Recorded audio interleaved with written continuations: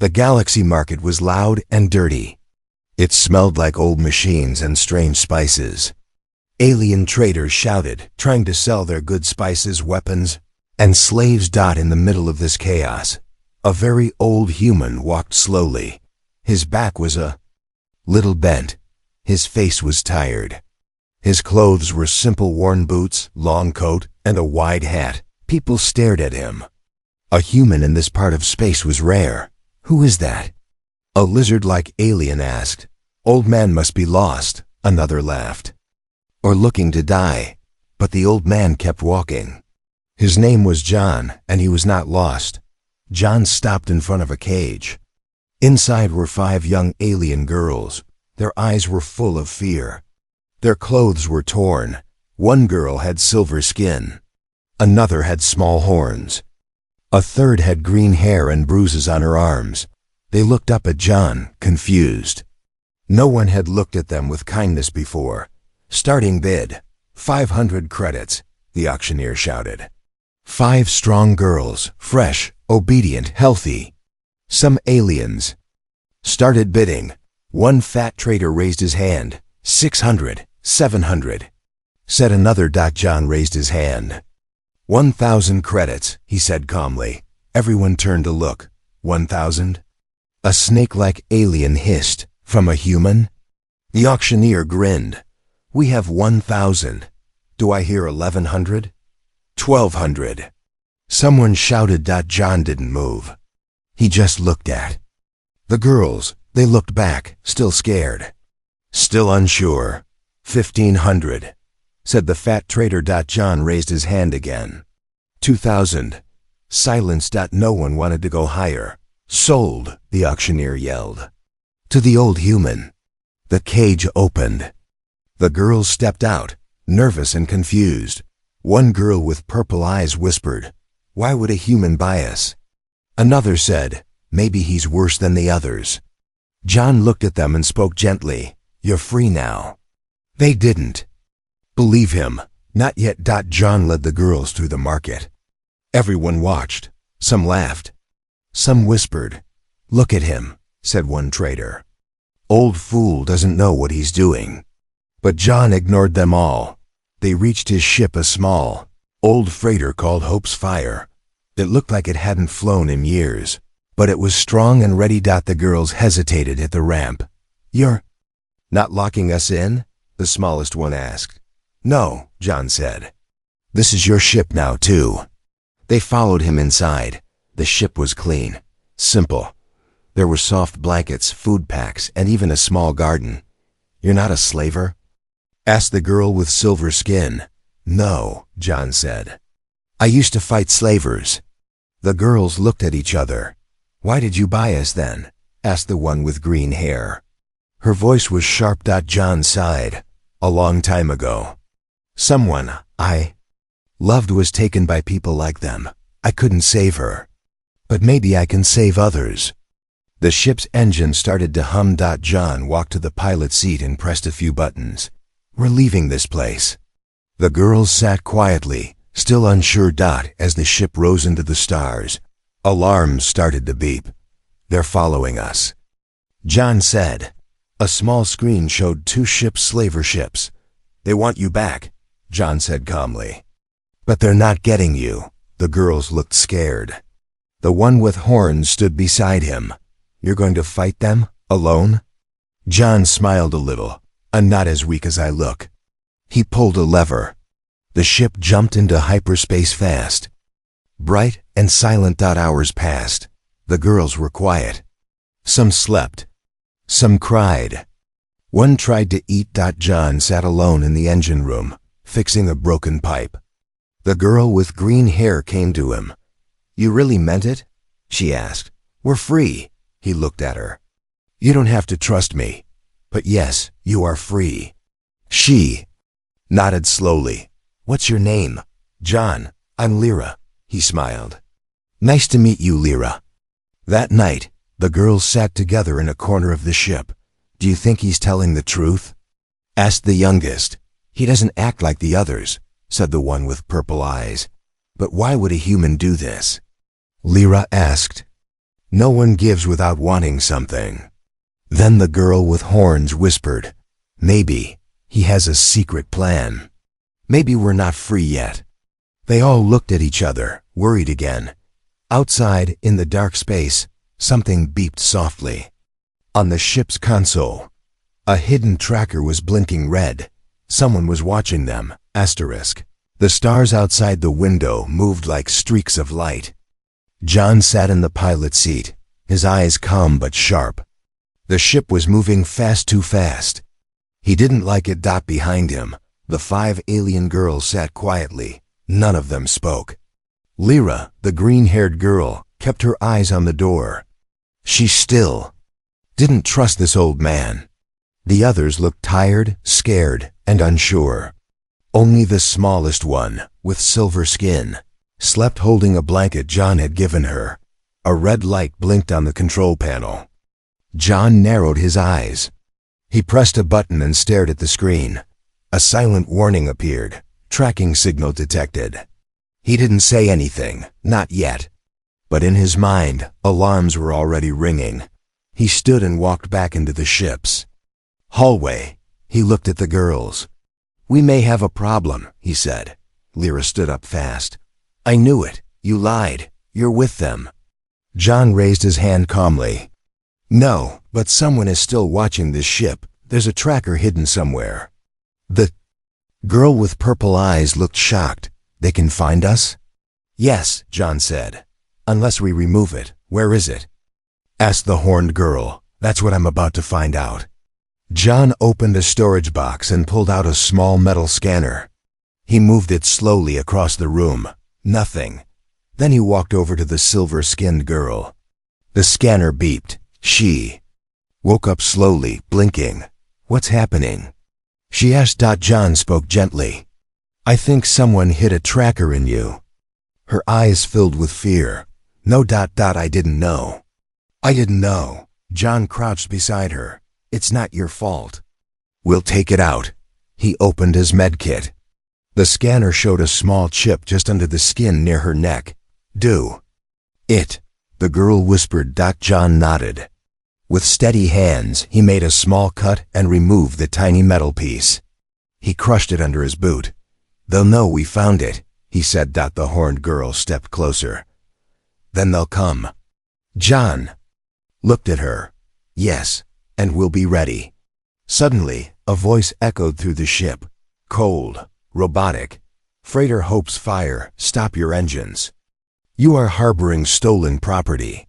Surrender now or be destroyed." John ran back to the cockpit. 2 ships had followed their signal. They were close now. He could see their shapes on the radar. The horned girl stood behind him. "We're outgunned." "You can't fight them." John didn't answer. He pulled a small lever, and the ship turned sharply to the left. Alarms screamed. The girl screamed too. "What is he doing?" Lyra shouted, holding onto the wall. "We're flying into an asteroid field," the horned girl said, eyes wide. "He's crazy." The freighter shook as it entered the field. Rocks the size of houses flew past them. John moved like a man who had done this 1,000 times, his eyes focused, his hands steady. The ship danced through danger. One of the slaver ships followed. The others stayed back. A loud boom echoed through space. They hit a rock. The purple-eyed girl shouted. John smiled just a little. Slavers don't train for real flying. The second ship kept chasing. It fired lasers. One hit the side of Hope's fire. "Shields down to 43%, the system said. John pressed a button. The ship dropped, suddenly spinning down under a large asteroid. The slaver ship missed and hit another rock, exploding into fire. Silence returned. The girls sat frozen. John let out a slow breath. "We're safe, for now." Back inside the ship, the girls followed him quietly. They no longer looked at him with suspicion. They looked at him with something else, something like respect. The silver-skinned girl touched his sleeve. "Thank you." John nodded. Lyra stepped forward. "I still don't trust you." "You don't have to," John said. Then why save us? John looked at her, and for the first time, his face looked older, tired, sad. Because a long time ago, he said slowly, I failed to save someone else. He walked away, leaving them in silence. Later that night, while the ship floated, in a quiet part of space, Lyra sat near the engine room. She heard a soft humming sound. John was fixing something. She watched him for a long time. I was wrong about you, she finally said. John didn't look at her. Maybe. Who was she? He stopped working. My daughter. Lyra nodded slowly. You couldn't save her? John shook his head. No. Lyra sat beside him.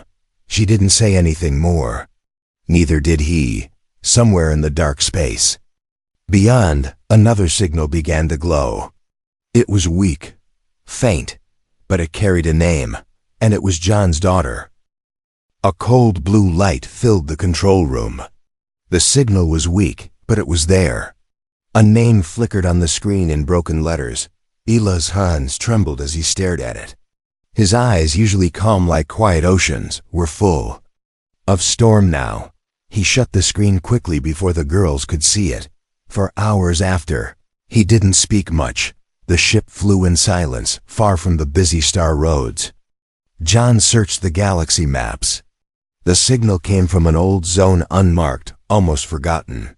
A dead world. Not on any trade route, no records, just a shadow in space.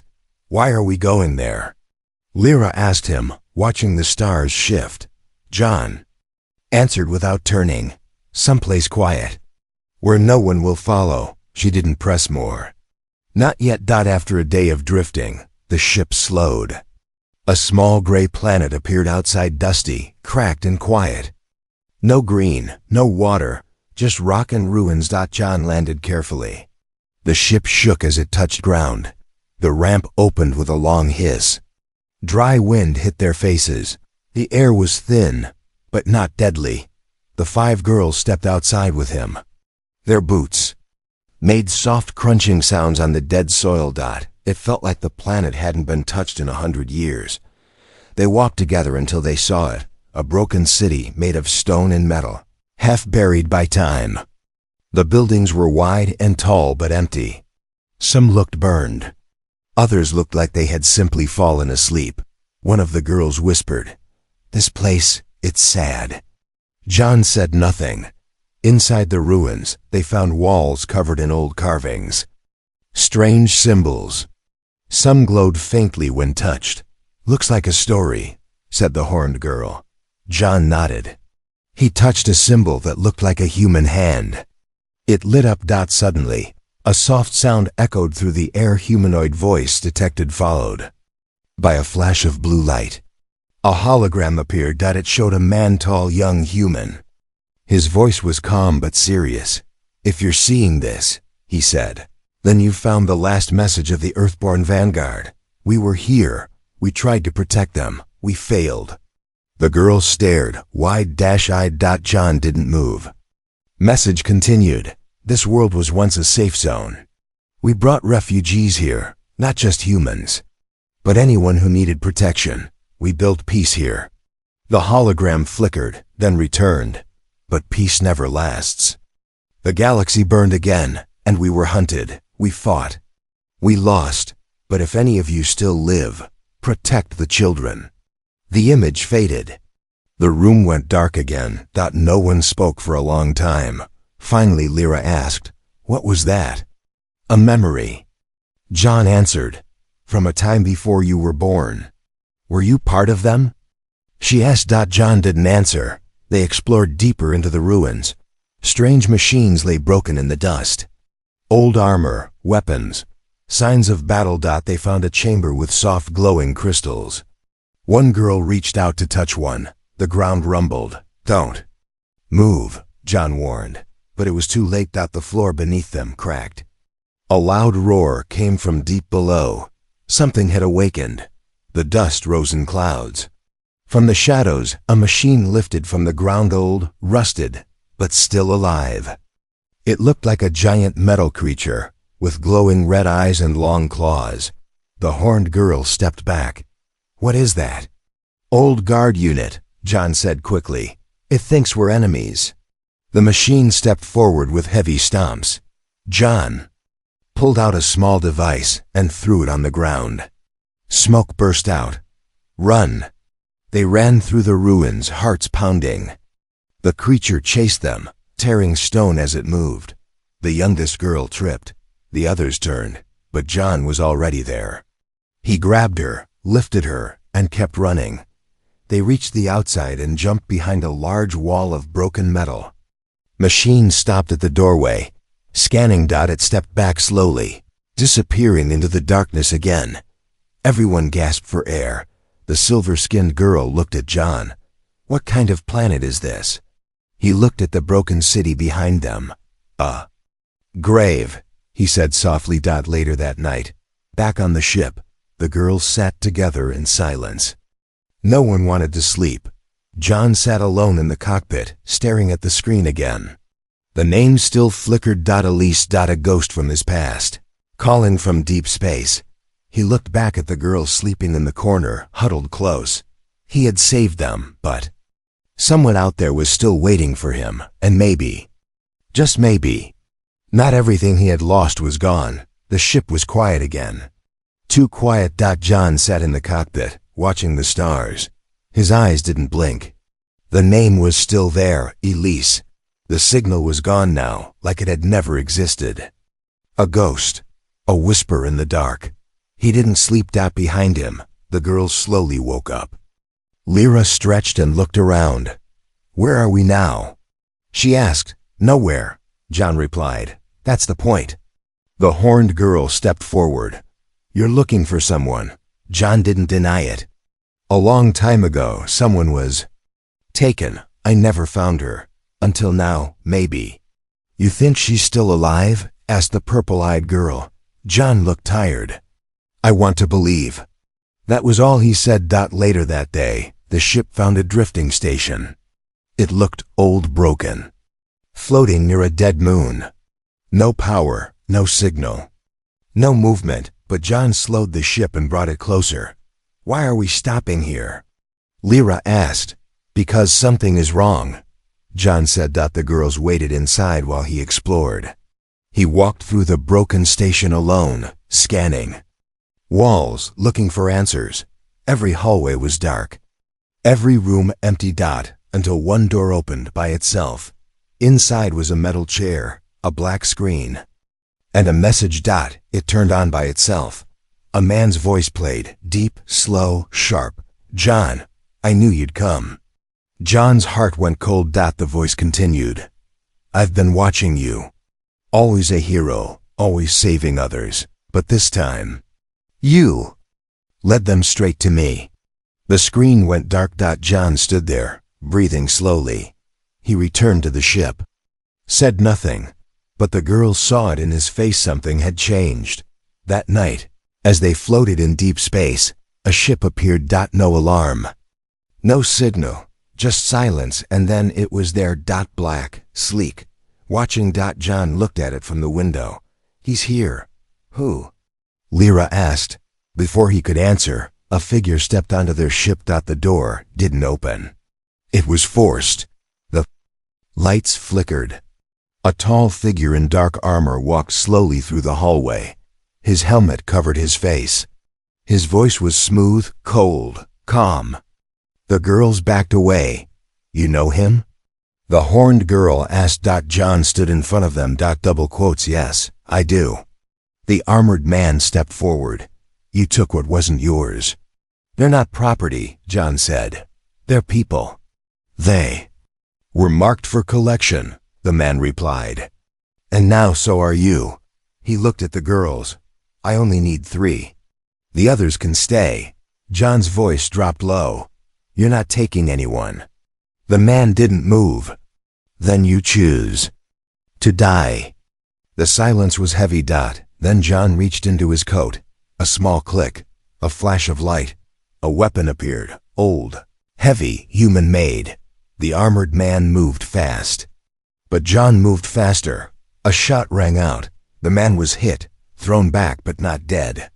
He stood up laughing. still quick, but slower than before. John aimed again, but the man vanished, teleported in a burst of red light. The girls stood frozen.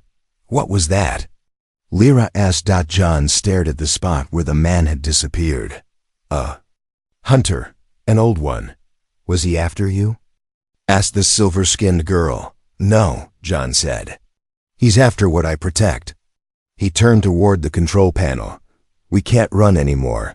He'll find us no matter where we go. So what now? Asked the horned girl. John looked at her, and for the first time he smiled, not with joy, but with purpose.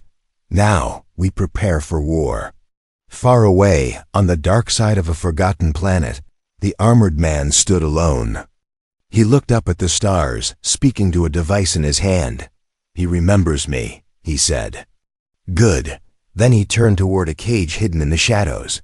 Inside, a woman. Dirty, weak, but still breathing. The man smiled behind his helmet. Elise, he said softly. Your father is coming. Space can be loud, even when it's silent. The air inside Hope's fire felt heavy. The girls had seen the hunter. They had seen John raise a weapon, seen the fear in his eyes. And they knew now he wasn't just a kind old man, he was something else. The youngest girl, still trembling, asked softly, who is he really? No one answered. John was in the cargo bay, fixing something. Sparks flew from the wires. His face was hard. His hands moved fast, like he was racing time. Lyra walked up behind him. Tell me the truth, she said. Who was that man? The one who broke in. John didn't turn. A bounty hunter. But not just any bounty hunter. John stayed quiet for a long time. He used to work for us, he finally said. Back when I was a soldier. Back when we thought we were saving the galaxy.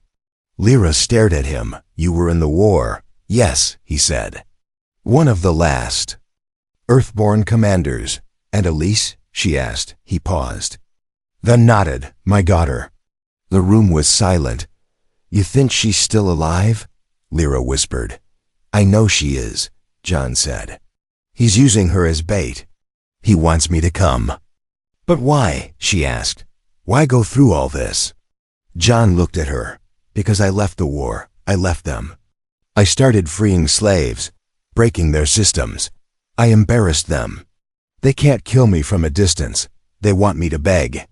Lyra's voice was cold. Will you? John stood. No. He pressed a button on the wall.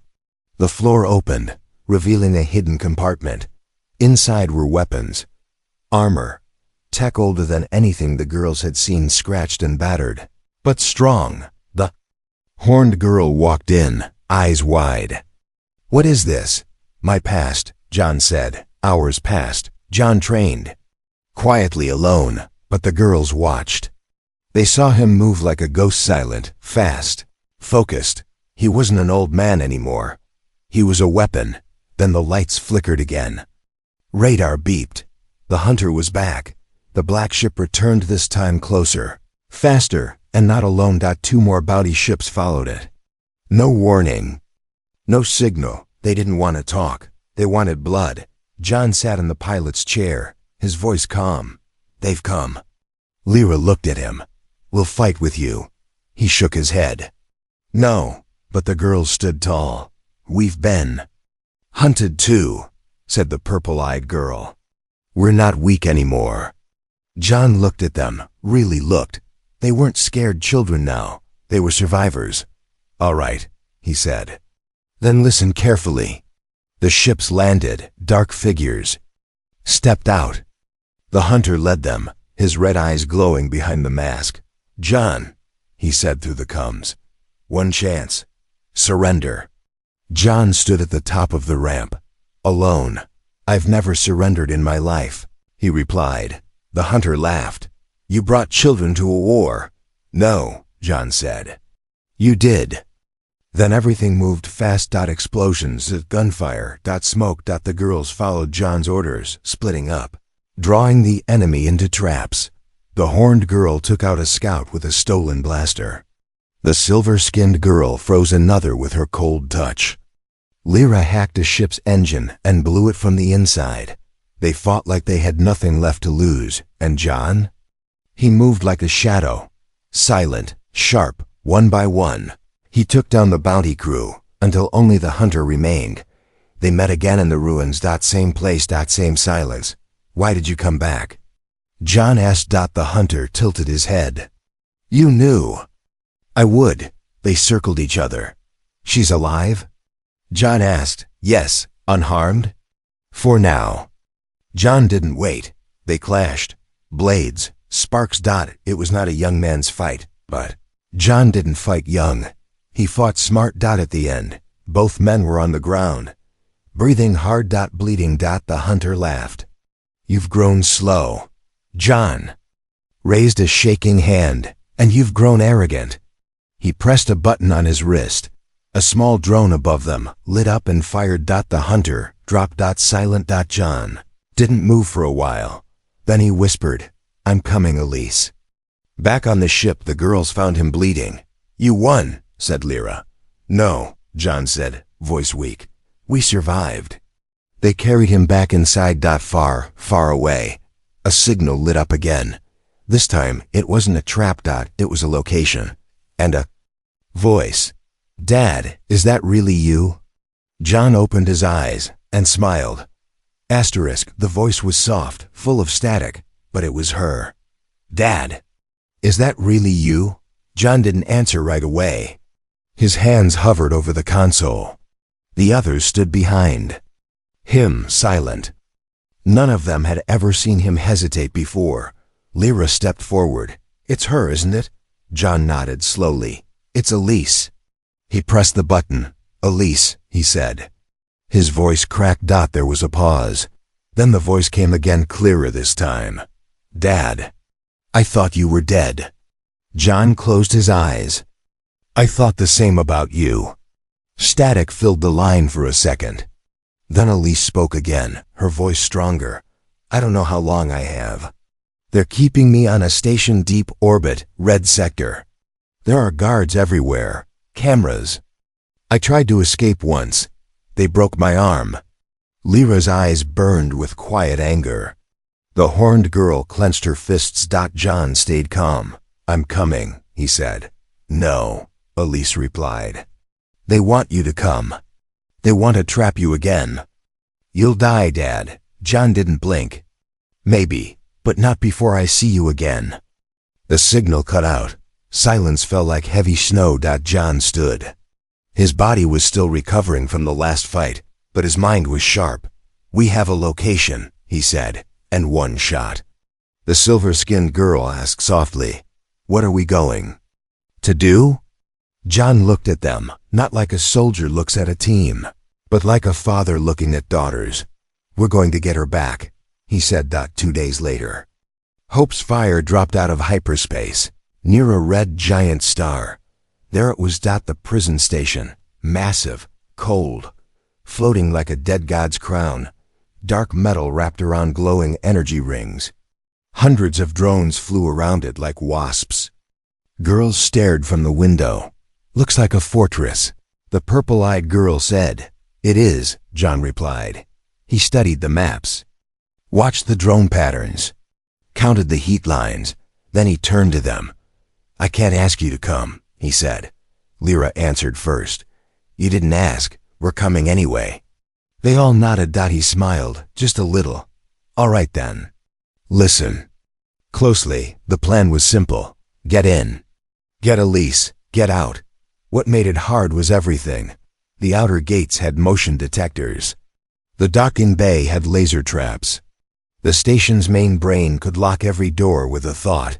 But John had fought in worse places. And now, he wasn't alone. Each girl had a role. Lyra hacked the outside gates using wires and stolen codes. The horned girl climbed through air vents and dropped smoke bombs inside the guard quarters.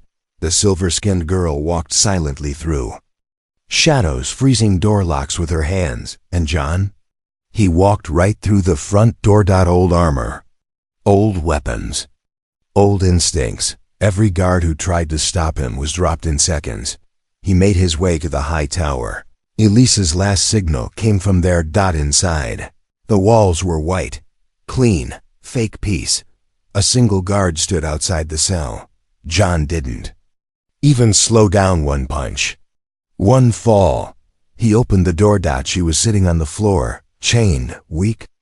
But still Elise. Her eyes met his. Dad. He knelt down, tears quietly falling. I'm here. She smiled, even as blood ran from her lip. I knew you'd come. But time was running out. Sirens screamed. Doors locked. John carried Elise in, his arms running through smoke and gunfire. Outside, the girls were already fighting. Lyra blasted a drone with stolen tech. The horned girl took a shot to the shoulder, but kept moving. The silver-skinned girl frozen entire.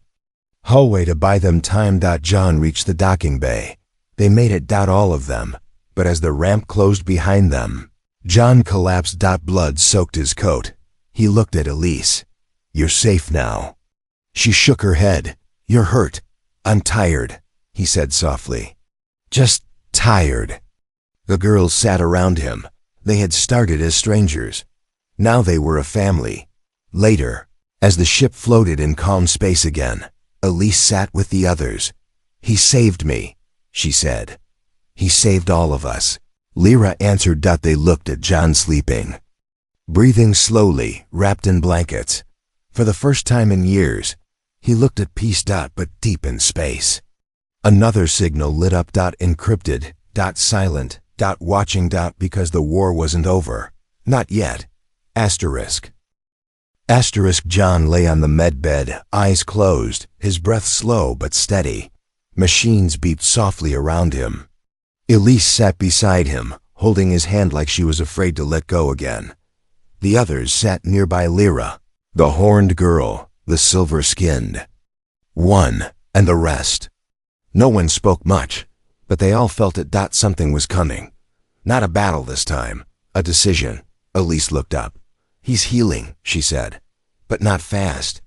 Lyra asked gently, how long before they come? Not long, Elise replied. The station was a trap, yes. But it was also a test. A test for what? The horned girl asked. To see if he was still John, Elise said. The old warrior. The one they feared. The silver-skinned. Girl blinked. They wanted him to fight? They want him to lead, Elise whispered. Or surrender. Hours later, the screen lit up again. An official message. From the Union of Galactic Control, the group John had fought against years ago. The voice was artificial, calm and slow.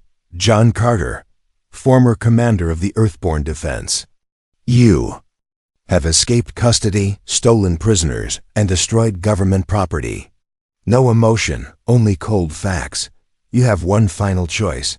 Return to us and surrender, or be hunted again. This time, not just you, but all who protect you. Then silence. John opened his eyes. He had heard every word. That night, he sat up for the first time in days. The girls gathered around him. Lyra spoke first. What now? John looked at each of them, one by one.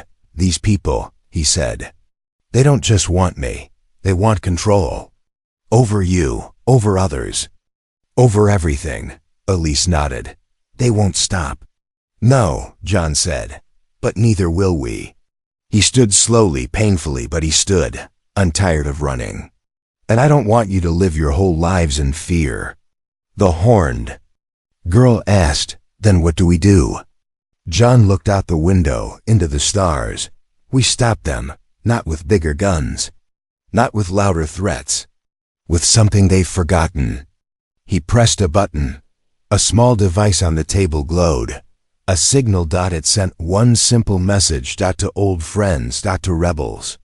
To outlaws. To anyone still listening. He's back. Within days, the ship was no longer alone. Others came, one by one, quiet. Ships, broken ships, fast ships, not a fleet. Not an army, but people, humans, aliens, survivors. All of them had been saved once by John or someone like him. All of them answered the same. We stand with him. The final scene was not a war, not a battle in space. It was a transmission. John stood before a camera. No armor, no weapon. Just his words. This is John Carter. I'm speaking to every corner of the galaxy. I've seen slavery. I've seen fear. I've seen systems built to keep you small. I say no more. He stepped aside. One by one, the girls stood behind him. Lyra spoke next. I was a number in a cage. Now I have a name. I have a voice. The horned girl. I was raised to obey. Now I choose to fight. Elise stepped forward. They used me to break him, but all they did was bring us together. John ended it with 5 words. We are not your property. The message went viral. Millions watched it. Some mocked it, some feared it, but many remembered that once humanity was something more than weapons and war. It was freedom. Weeks later, Hope's fire flew peacefully through unknown space. The girls sat around John, laughing, eating, arguing like sisters. Elise leaned on his shoulder. You did it, Dad. No, he said. We did. Lyra smiled. So, what now? John looked at them. At his new family. At last, he said. We go where we choose, and in the stars ahead, no one could stop them.